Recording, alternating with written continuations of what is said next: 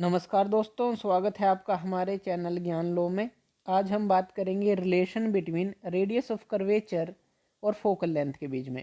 अब radius of curvature को हम किससे डिनोट करते हैं? आर से डिनोट करते हैं, ये हम पहले डिस्कस कर चुके हैं। फोकल लेंथ को हम स्मॉल एफ से डिनोट करते हैं। तो इन दोनों के बीच में रिलेशन निकालेंगे। तो इसके लिए जो है हम एक कनकेव मिरर ले लेते हैं। कनकेव मिरर यानी कि जिसका जो रिफ्लेक्टिंग सरफेस होगा सेंटर की तरफ होगा। तो ये सेंटर है मान लीजिए, तो यहाँ पे सेंटर हो गया। ये हमने सी दिखा दिया, सेंटर ऑफ कर्वेचर। और इसकी तरफ है जो इसका रिफ्लेक्टिंग सरफेस, ये जो है अंदर की तरफ है, तो इसलिए इसको कनकेव मिरर बोला गया है। तो ये क्या हो गया? रिफ्लेक्टिंग सरफेस हो गया इसका। और बाहर जो है इसको सिल्वर्ड किया गया है इस पोर्शन को, ताकि जो रे हैं वो रिफ्लेक्ट हो सके इससे टकरा कर। चलिए अब देखिए, हम एक रे को कंसीडर करते हैं। मान लीजिए कोई रे है और वो यहाँ से देखिए, ये जो है इस सेंटर ऑफ कर्वेचर से जो जाएगा, ये क्या होगा हमारा? ये प्रिंसिपल एक्सिस होगा, ये हमें पता है। और ये जहाँ पर टकराएगा इस अपर्चर के साथ, यानी कि जो ये रिफ्लेक्टिंग सरफेस है इस मिरर का, वहाँ पे ये पोल होगा। तो इसको हम पी से डिनोट करते हैं, ये जो हमने दिखाया है। अब हम एक रे को कंसीडर करते हैं कि जो मान लीजिए यहाँ से जो वो इस पे टकरा रही है। तो एक रे ले लेते हैं कि वो जो है इस यहाँ पे इस पॉइंट पर टकराई। अब आप मान लीजिए ये जो रे है ए से बी की तरफ जा रही है, और ये जो पॉइंट है ये बी पॉइंट है। तो ए से ये बी पर टकराई, यानी कि पैरेलल है बिल्कुल। जो प्रिंसिपल एक्सिस है इसके बिल्कुल पैरेलल है, इस जो एक्सिस के बिल्कुल पैरेलल ए बी है। अब ये जब बी पॉइंट पर टकराई तो ये यहाँ से रिफ्लेक्ट होगी। क्यों? क्योंकि बी पॉइंट पे टकराई है, तो रिफ्लेक्शन तो होगा ही, क्योंकि कनकेव मिरर है हमारा। तो जैसे ही इस पर टकराई, तो टकरा कर मान लीजिए ये प्रिंसिपल एक्सिस से गुजरी इस तरह से। अब यहाँ पे जहाँ से ये गुजरेगी, ये क्या होगा हमारा? यानी कि प्रिंसिपल एक्सिस पे जहाँ पे ये कट करेगी, ये हमारा होता है फोकस। तो रिफ्लेक्शन के बाद जहाँ पे प्रिंसिपल एक्सिस पे ये मीट की, तो यहाँ पे ये फोकस होता है। तो इसलिए हमने इसको दिखा दिया कैपिटल एफ से दिखा दिया। अब इसको जो है हमने एक डॉटेड लाइन लेनी है सी से बी तक की। सी से बी तक की हमने एक डॉटेड लाइन ले ली। अब ये सी से बी तक की जो डॉटेड लाइन है, ये क्या है? अब देखिए, ये जो है सेंटर ऑफ कर्वेचर है यहाँ सी जो है, इससे गुजर कर बी से मीट कर रही है, यानी कि ये बिल्कुल नॉर्मल लाइन है। जैसे कि हमने पहले देखा था, तो नॉर्मल एट बी है, यानी कि बिल्कुल इसके नॉर्मल है ये।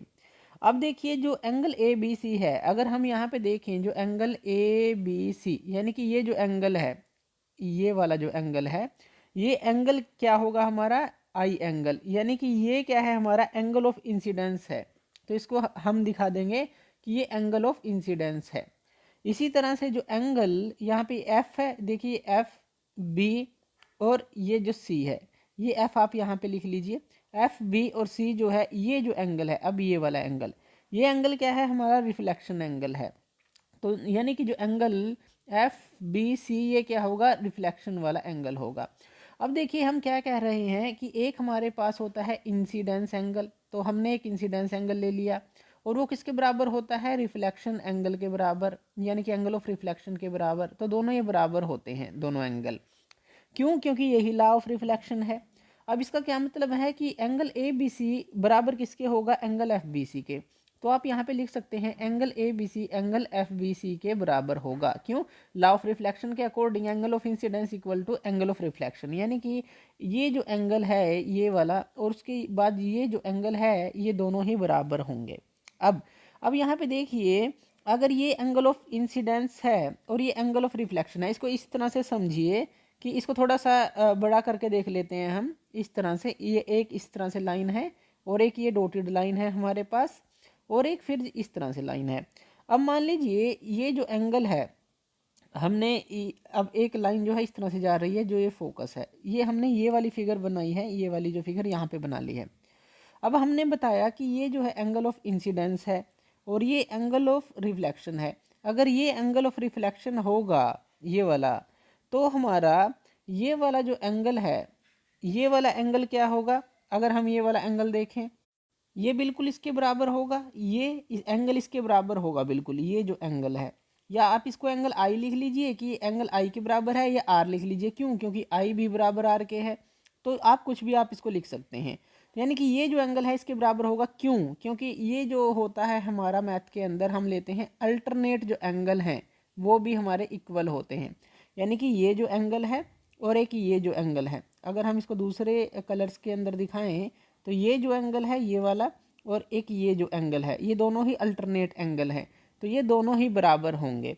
अब ये दोनों बराबर होंगे यानी कि आप इनको क्या लिख सकते हैं, ये सी था हमारा, ये बी था, ये हमारा ए था, ये एफ था हमारा।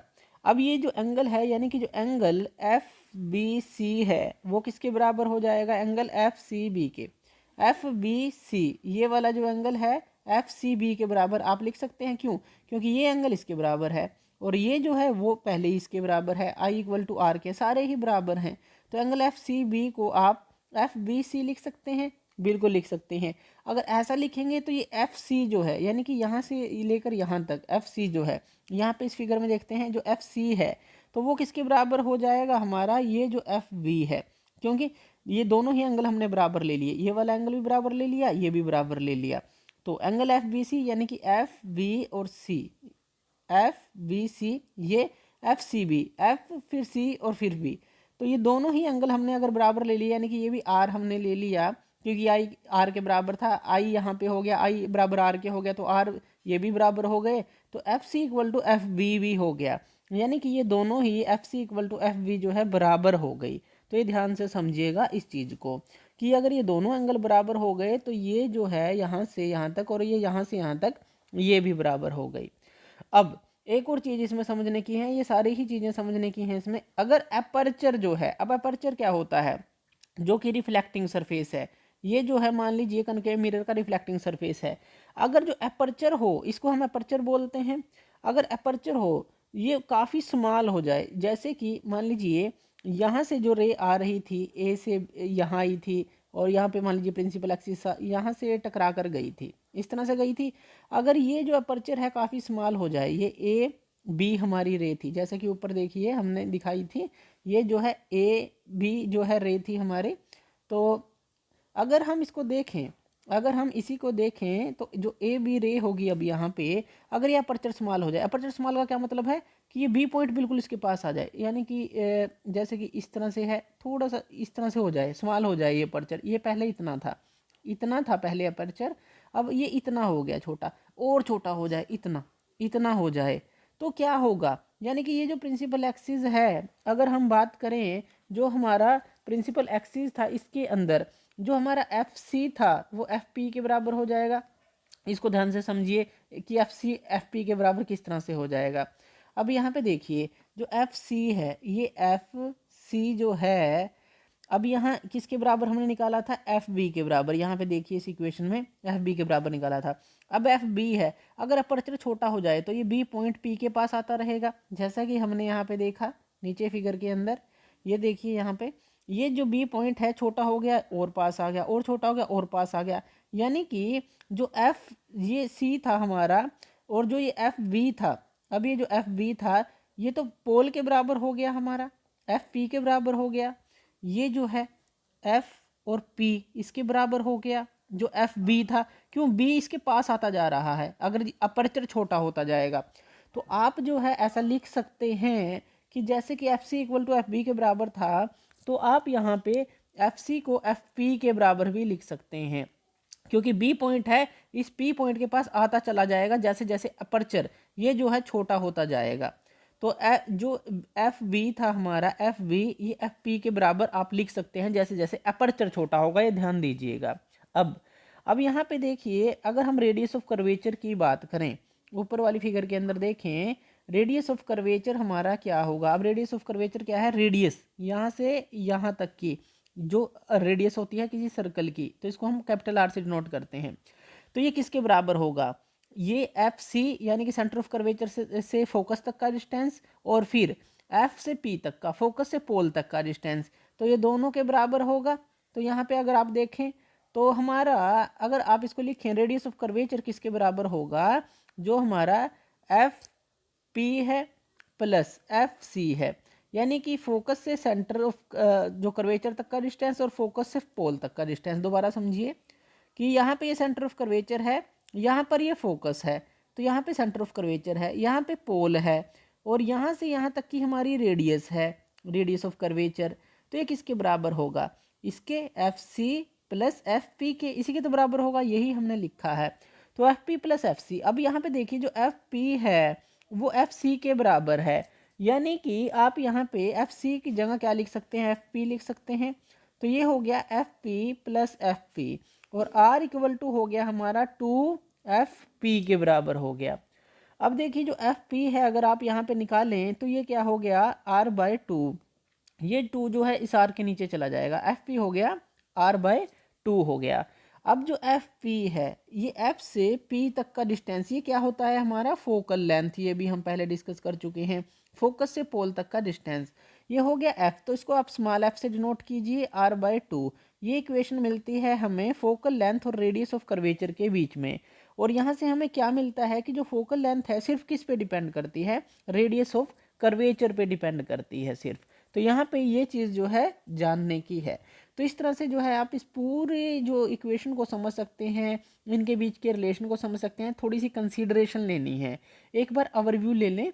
देखिए यहाँ पे हमने क्या किया, यहाँ पे हमने पहले तो प्रिंसिपल एक्सिस लिया, फिर हमने इंसिडेंस रे ली, और फिर यहाँ से सेंटर ऑफ कर्वेचर से एक लाइन ली जो बिल्कुल इसके नॉर्मल होगी। फिर angle of incidence angle of जो रिफ्लेक्शन के बराबर होगा लॉ ऑफ रिफ्लेक्शन के अकॉर्डिंग। तो वही हमने लिखा, ये हमने लिख लिया। उसके बाद हमने क्या किया, उसके बाद जो है ये अल्टरनेट एंगल हमने देखे, ये भी बराबर होने चाहिए। और अगर ये बराबर हैं तो ये दोनों भी बराबर होंगे, क्यों, क्योंकि आई बराबर आर के है। तो यहाँ पे ये दोनों बराबर हो जाएंगे, यानी कि F C equal to F B हो जाएगा, ये हो जाएगा। फिर हमने इसके अंदर एक कंसीडरेशन ली कि अगर हम कर्वेचर को छोटा कर दें, यानी कि पहले इतना बड़ा जो है हम एपर्चर इतना बड़ा था, उसको हम छोटा करते ही चले जाएं, ऐसे ऐसे अगर हम छोटा करते चले जाएंगे तो ये जो पॉइंट था मान लीजिए वो इस पोल के पास आता चला जाएगा। पहले यहाँ था, यहाँ पे हमारा पोल था, यहाँ बी पॉइंट था, फिर बी पॉइंट यहाँ आ गया, फिर पोल यहाँ, और छोटा कर दिया, बी यहाँ आ गया, पी यहाँ आ गया, और छोटा करेंगे तो बराबर ही हो जाएगा। यानी कि जो है हम F C equal to F P लिख सकते हैं, जो कि हमने यहाँ पर देखा। यहाँ पर देखा हमने कि जो एफ सी है ये फोकस से सी तक का एफ पी लिख सकते हैं, क्यों, क्योंकि एफ बी जो है बी पॉइंट है पी के पास आ जाएगा। तो ये एफ पी की जगह एफ बी की जगह एफ पी लिख सकते हैं। और इस तरह से हम आगे सोल्व करते चले गए। तो इस तरह से आप इसको सोल्व करेंगे। तो थैंक यू वीडियो देखने के लिए, और इसी तरह की वीडियोज़ के लिए आप हमारे चैनल ज्ञान लो पे हमें सब्सक्राइब कर सकते हैं। धन्यवाद।